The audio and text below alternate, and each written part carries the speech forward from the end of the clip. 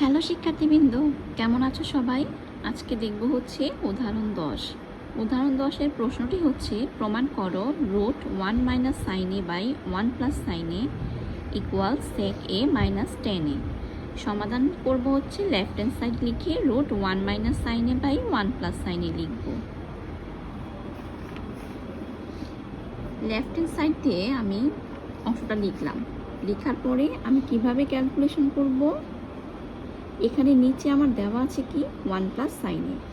1 plus সাইনে থাকলে মানে এই ধরনের অঙ্কের ক্ষেত্রে আমি বলছিলাম এই যে প্লাস থাকলে মাইনাস, মাইনাস থাকলে প্লাস হবে, অর্থাৎ 1 মাইনাস সাইনে দ্বারা উপরে নিচে আমি গুণ করব। তো সেক্ষেত্রে আমি কি লিখব? উপরে নিচে 1 মাইনাস সাইনে দ্বারা গুণ করব।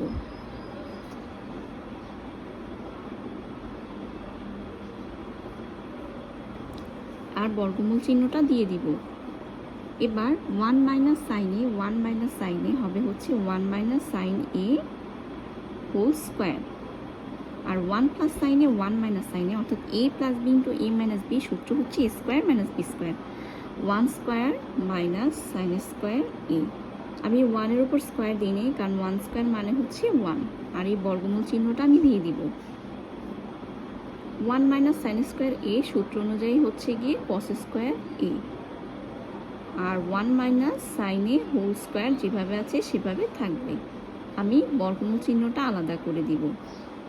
এবার যেহেতু বর্গমূল এবং স্কোয়ার আছে সেজন্য উপরে হবে 1 মাইনাস সাইন এ, আর নিচে রুট এবং স্কোয়ার কাটা গিয়ে হবে হচ্ছে গিয়ে কস এ ইকুয়াল, এখন আমি আলাদা করে দিব, লিখব হচ্ছে 1 by cos A minus sine A by cos A. 1 by cos A মানে কি? 1 বাই কস এ মানে হচ্ছে আমরা জানি কস হচ্ছে সেকের বিপরীত অর্থাৎ সেক এ, আর sign A by cos A মানে হচ্ছে গিয়ে ট্যান এ, যেটা হচ্ছে কি আমার রাইট হ্যান্ড সাইডের সমান। এই যে রাইট হ্যান্ড সাইডে দেওয়া সেক এ মাইনাস ট্যান এ।